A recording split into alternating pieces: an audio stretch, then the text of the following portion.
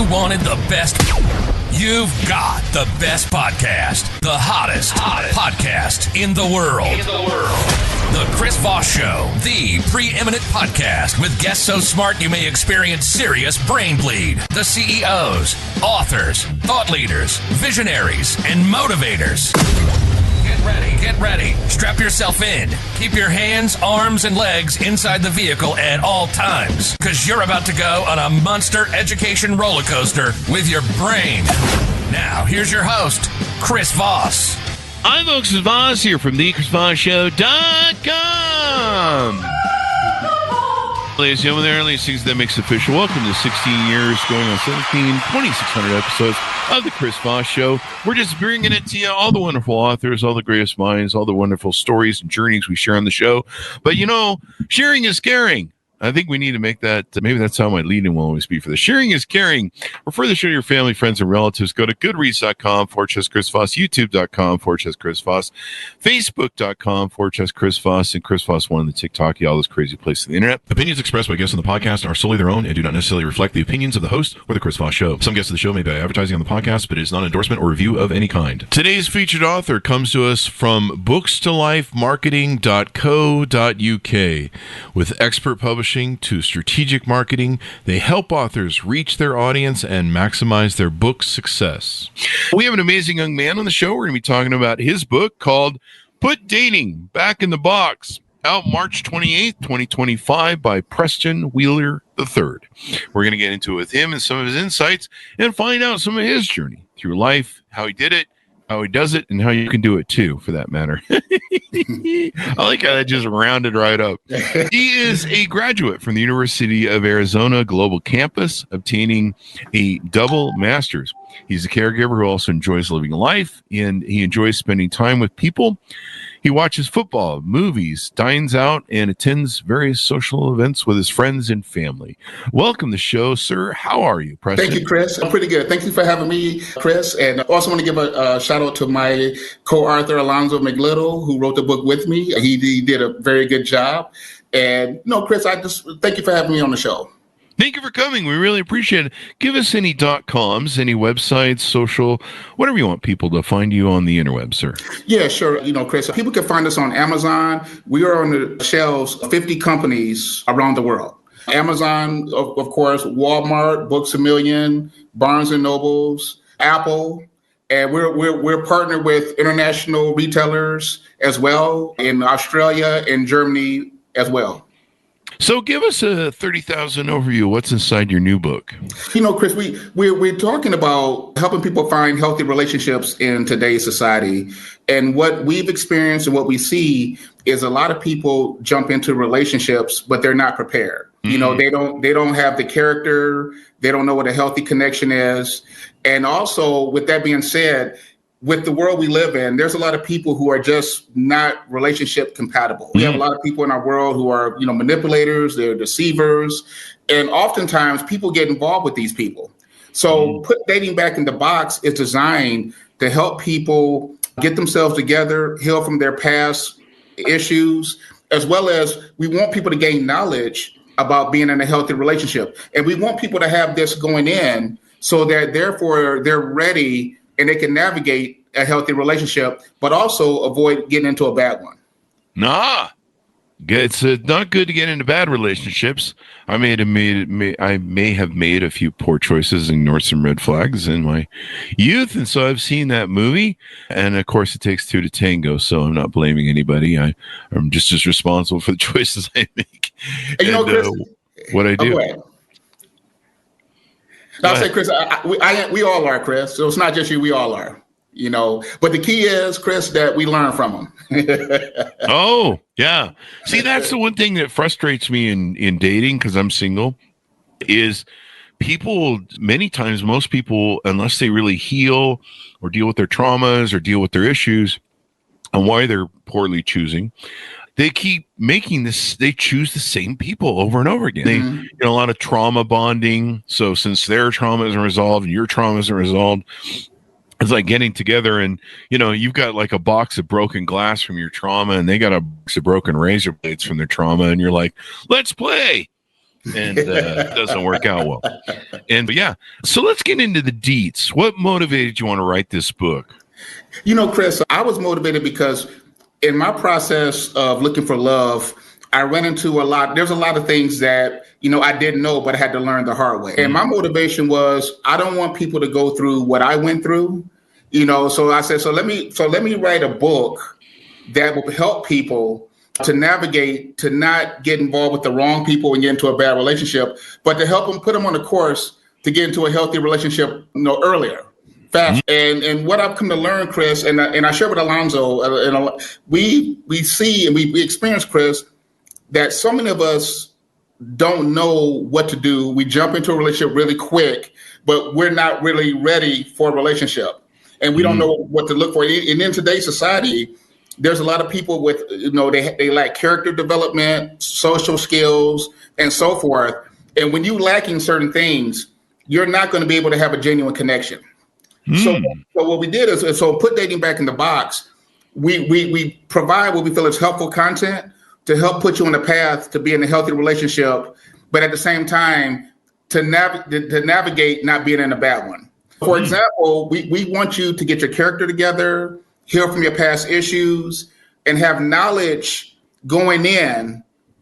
And that way, if you go in ready, you're more successful. You're more on track to have a successful relationship, as opposed to going in not knowing what you're doing, not knowing what to look for. You don't know, a person, you don't recognize what a good person is. If you go in, we feel like naive, it's not going to be a good thing. So we'll put dating back in the box. What we're saying in the book, Chris, we want you to go in ready, and if we feel if you go in ready, you have a chance. Your chance rate for a successful relationship is very high. Yeah. Because you know what to expect, you know what to look for, and at the same time, you can navigate the course to make sure the relationship stays healthy. Yeah, navigating the course and staying healthy. Yeah. A lot of people don't do that preparedness. A lot of us do have trauma from childhood. Some have little T or big T, as they sometimes refer to it as. And so, our choices that we make in our relationships, a lot of them have to do with the blueprints we get from our parents and the relationships that they program us with based upon mirroring their relationships or their lack thereof of healthy quality relationships. And so a lot of times we need to do some prep work before, I often thought it's funny. I've always joked about how before people should be able to get married and have kids, they should have to go to a two-year college course to learn how to be good parents, resolve your childhood issues, resolve your parental issues, and also figure out how to be a decent human being to another person. A lot of us might need work on that, and how to have a successful relationship. It's funny, we'll go to 4 to 6 to 8 years plus of college to learn how to do our job really well. But when it comes to bringing human beings in the world that have this empty slate or whatever, we're just like, yeah, I'm just going to fucking wing it. And if they end up screwed up, I didn't want to share my fucking trauma. And it's always interesting. People just keep, and then they just keep doing it. Like I'll see people that keep making the bad choices, and there's a popular thing that they'll do to escape self-accountability in this world. They'll be like, yeah, I just have a bad picker. No, yeah, you have a bad picker, so you should stop and fix it. It's like driving down, here's a good analogy. It's like driving down the road with a flat tire, and people are like, hey man, you're pretty fucked up. That flat tire is getting worse and it's making the whole wheel fall off and shit. You should probably just pull over and fix the tire. People are like, nah, fuck it. I'm just going to go into another road and see if it works better. So what are some of the outlines you do in the book on how people can work on this stuff and get their shit together? Chris, what we provide is what we advise in the book, that you can go counseling, get some counseling, see a therapist, read information about the opposite sex, read information about dating and relationships. We provide resources that are available. We let people know there's resources that are available to them to where they can develop their character as well as develop their knowledge about being in what a healthy relationship is and pursue it. So often seeing a minister, a therapist, So those are some of the resources that we provide in our book to help people develop and get them ready for a healthy relationship. You mentioned earlier that, people make the same mistakes. And this is what Alonzo and I are saying. We want people to put the brakes on that, Chris. We want people to kind of step back, not jump in, go ahead and because what we see in today's society, Chris, we see it in our society. People jump in and expecting a good relationship to evolve. And the reality of it is that just doesn't happen. It just doesn't happen. You have to we feel that you have to put the necessary work in for yourself, with yourself, to make sure the relationship is going to be healthy and right from the jump. Mm-hmm. What put dating back in the box is saying is that we want you to educate yourself, get your character together, get help with your past issues. And once you get these things together, we feel if you go into a relationship with those factors from the jump, not 9 times out of 10, your relationship will be successful because you're ready. You know what to expect. You know how things should go. But at the same time, Chris, we believe that you'll be able to avoid the manipulators out here that would do nothing but use you as well. Because we want you to get knowledge on those type of people and how to avoid them as well. And what we see in society is, and we've been through it, there's a lot of people out here who are just not, they don't want to change. They want to live in their insecurities. They want to live in their, low self-esteem and things of that nature. But the problem is too, they want to use people. So put dating back in the box. We got it structured to help you put you on a course for a healthy relationship. But we also got it structured to help you get educated about what to avoid. Because in our society, Chris, there's a lot of people in bad relationships because they weren't prepared.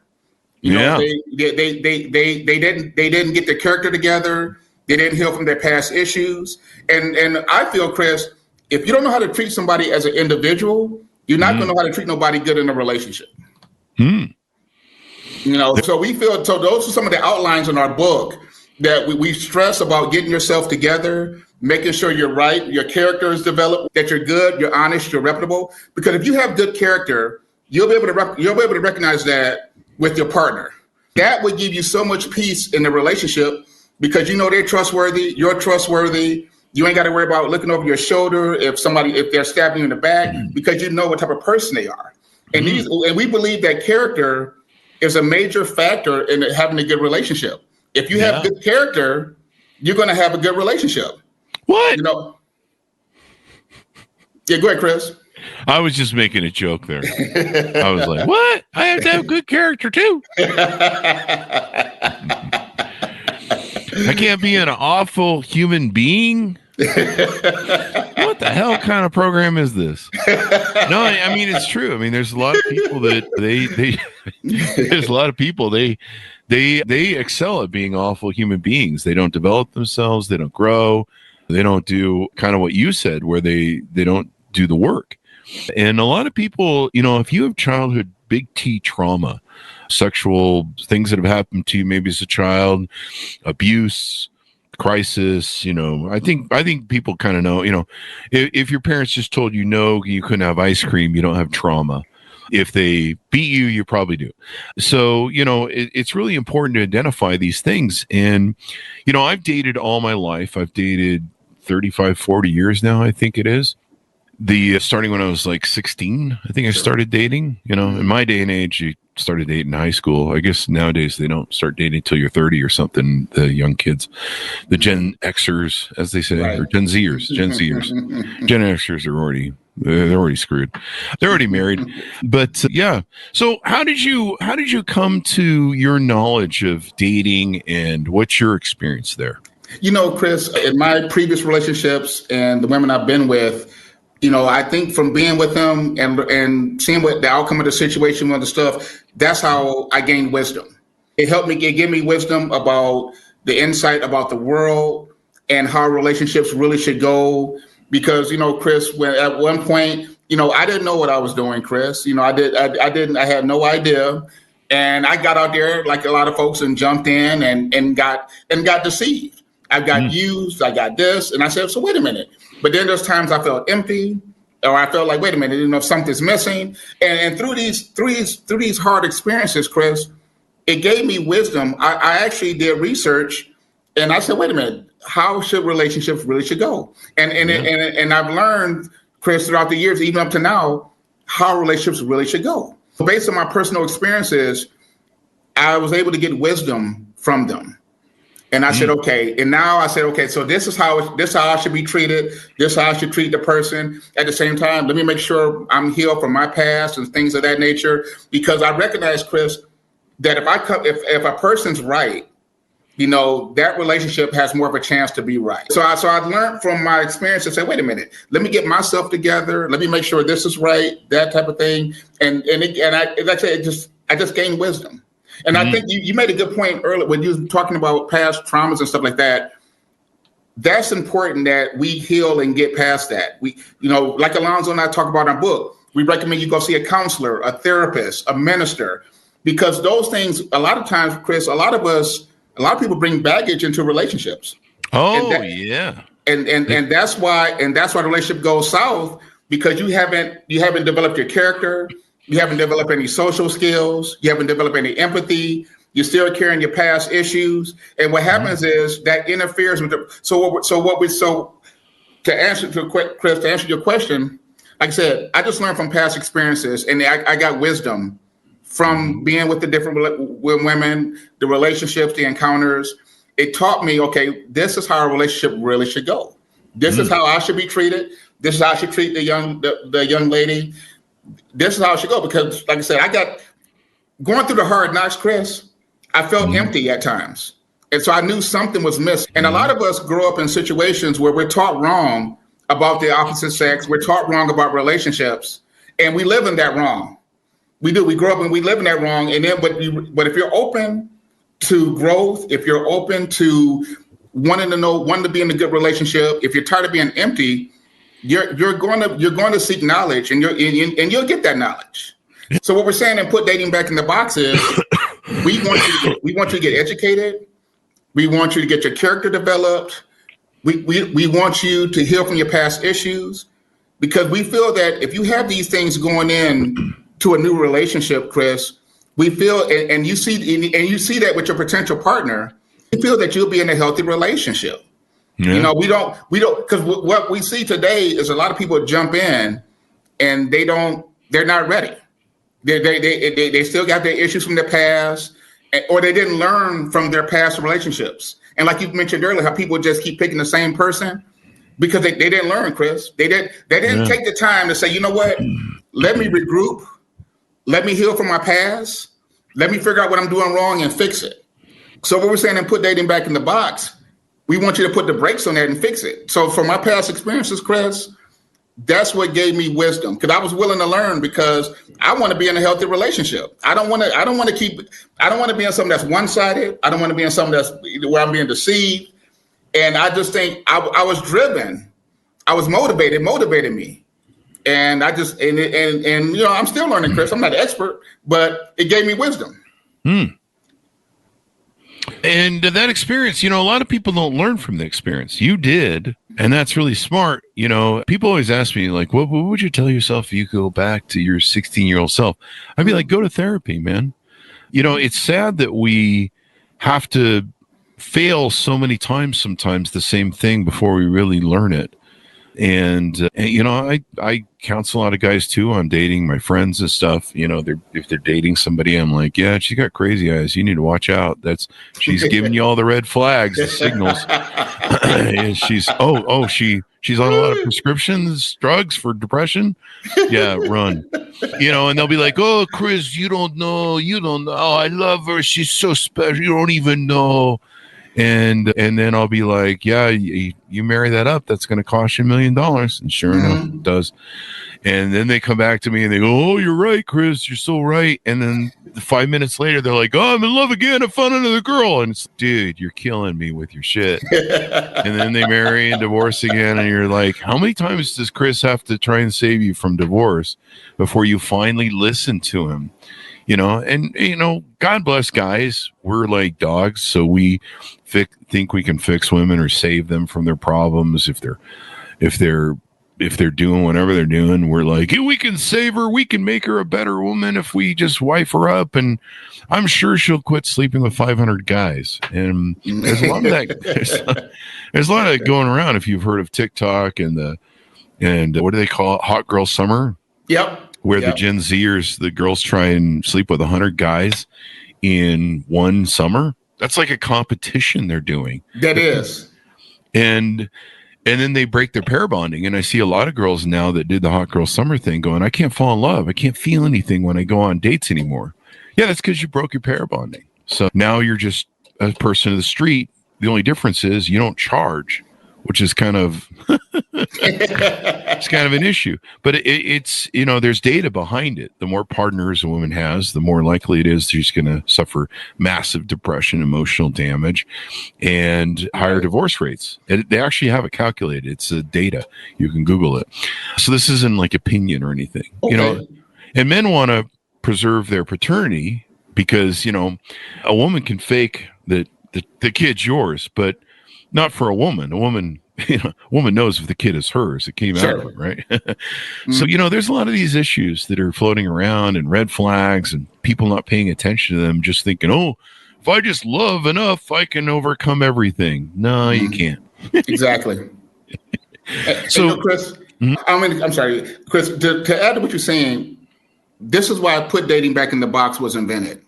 Because we want people to be educated about how a real relationship goes. Because what we believe, Chris, is that everything matters for a healthy connection.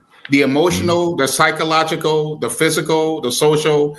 For you to be fully healthy and happy and have a solid relationship, all elements matter. One element doesn't matter over the other. And even with the physical intimacy, if there's no connection outside of that, there's nothing. So for a total healthy connection, Chris, you have to have we believe all the elements matter, and having a partner that's have good, reputable character, knows how to be in a healthy relationship, as well as yourself, all the elements will be met to where you have a total healthy connection. And that's why we emphasize, we really want people to get educated, Chris, because the more you learn, the more you'll know not to go down the wrong road. If that makes, you won't be testing out these theories. You won't be doing these things, because you educate yourself to know what a healthy connection is. And once you do that, we hope that you put yourself on a path to pursue that, because that's going to bring total happiness. Because I've learned, I've been down that road. Physical intimacy by itself just doesn't work. You got to have an emotional connection outside the bedroom for a healthy connection. And you got to know how to argue. You got to know how to negotiate. There's different things where people argue differently. Some people get up and leave. Some people stay in the battle. And you've got to know how to do it healthy wise, where you're like, okay, if we have a disagreement, we need to not bring a lot of emotion to it. We need to, talk about it logically, calmly, and, raging at each other in communication and anger and bitterness doesn't help an argument. Of course, some people, they just argue because they're just there to cause problems and drama because they haven't resolved usually issues in childhood. And they usually have low emotional intelligence. Do you get into emotional intelligence in the book? I find that's a real key to successful relationships. Yes, Chris. It's talked about in chapter 1. And we feel that if you develop emotional intelligence, as well as learning how to really relate to people and so forth, you're putting yourself on a path to being in a healthy relationship. So definitely understanding human psychology, understanding how to relate to people, how to talk to people properly, and so forth. You're putting yourself on, like I said, on a path to a great relationship. And what we find is that there's, in our society, Chris, a lot of people don't have emotional intelligence. So that's why a lot of relationships lack too, because people don't know how to really relate to each other. You don't understand human psychology. So with that being said, you're not going to be in a successful relationship if you don't know how to relate to somebody. It's not going to work. Yeah. And you don't know how to communicate sometimes. There's people in the world that believe that you should just understand the other person through osmosis or telepathy. I think I can hear why you're angry with me right now, And some people don't directly communicate; they indirectly communicate, but they think they're communicating, but they're not, because maybe they lack the empathy of emotional intelligence and yada, yada, yada. But yeah, it's a big deal. And, like I said, it's interesting to me how people are so careless about this whole thing, where they're just like, fuck it. Just let's bring some kids in the mix and throw this thing together. And I'm sure it'll all work out when, the divorce rate is over 50%. I think it's a complete lie. I think it's more like 60, 70%. You have up to 90% of women are filing for divorce. If they're educated, 80% if they're not, if they have college degrees. The divorce rate and the give up rate on relationships is off the chain right now. The average marriage only lasts 7 years. Until death do us part. They just need to remove that from the fucking oath, because no one's doing that.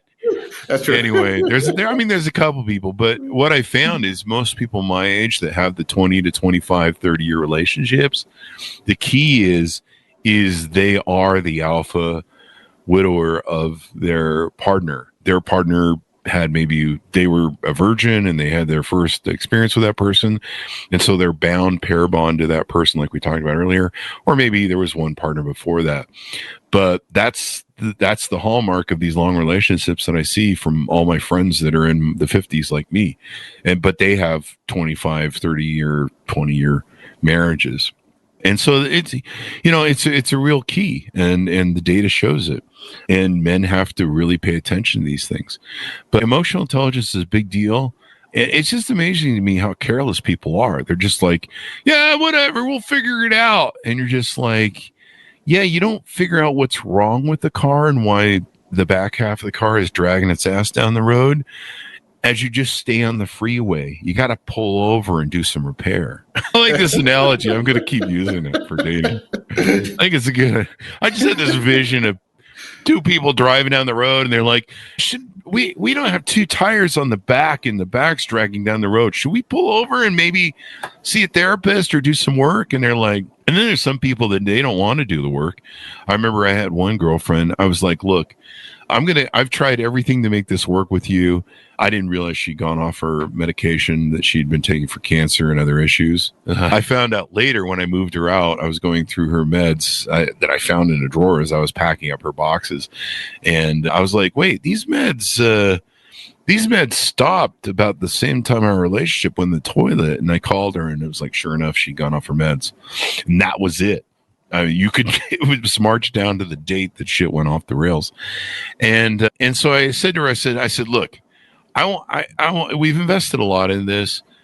I'm willing to go to therapy, and I'm not usually a person who wants to go to therapy, but I'm willing to go to therapy so that if this relationship continues to fail, I can say I gave it everything. And you know what she said to me? She goes, I don't want to go to therapy.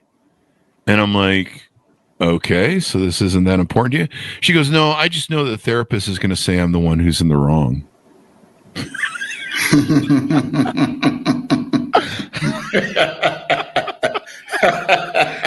That I'm the problem. And, it turns out she was right. She was off her meds. She was a good person, too. I don't mean to malign her in any way, shape, or form. I mean, we were both in a relationship doing our best, and that's all people do. It takes two to tango. I'm sure I did a lot of shitty things in my relationship and that relationship that I could have done better, and I wasn't growing up enough and probably emotionally intelligent enough at that time to deal with it. But that's what a lot of people are doing, the best they can, and it's not really good enough, people. At least I didn't have any kids and fuck them up with my bullshit. I got two dogs, they have to deal with my medical condition. And thank God for unconditional love of dogs. So do you do any coaching, any consulting, any help to people maybe on your websites or other things you do in addition to the book? Chris, at this moment, no, but people, I do run into people and they listen to my advice, see that, I'm giving them some truth, organic, real advice. They can see that they can see the wisdom that I'm giving them, Chris, and they can see, and I could tell, okay, they can see that, I'm not saying I'm an expert, Chris, but that I know what I'm talking about. Yeah. And they, what I mean? So they're kind of like, okay, what I mean? And Chris, you mentioned something earlier how people are just winging it. And this is what Alonzo and we don't want people to do. We don't want you to wing it. No, we want you to know going in what to expect and what your part is in the relationship.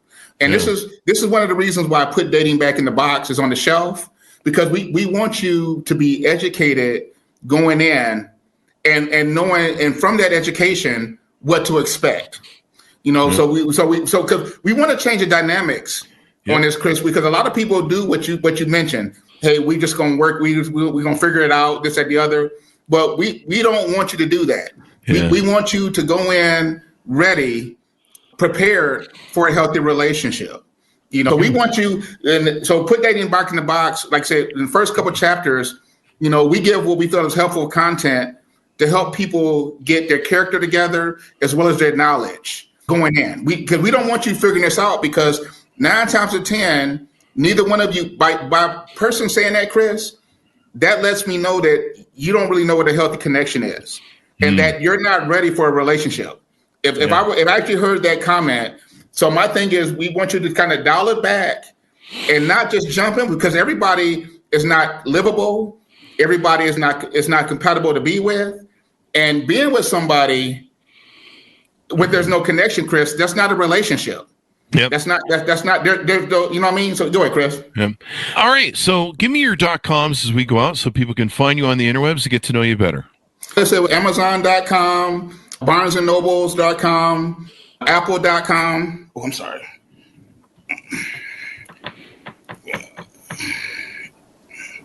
Testing. Okay, got it. Yeah, Apple.com. Let me see. Books A Million, Walmart. So, and I have a profile on Amazon.com as well. Thank you very much, Preston, for coming to the show. We really appreciate it. All right, thanks, Chris. Thanks for having me. Thank you. And thanks to my audience for tuning in. Order up his book, Where Refined Books Are Sold, Putting Dating Back in the Box, out March 28th, 2025, wherever fine books are sold. Thanks to my audience for tuning in. Be good to each other. Stay safe. We'll see you guys next.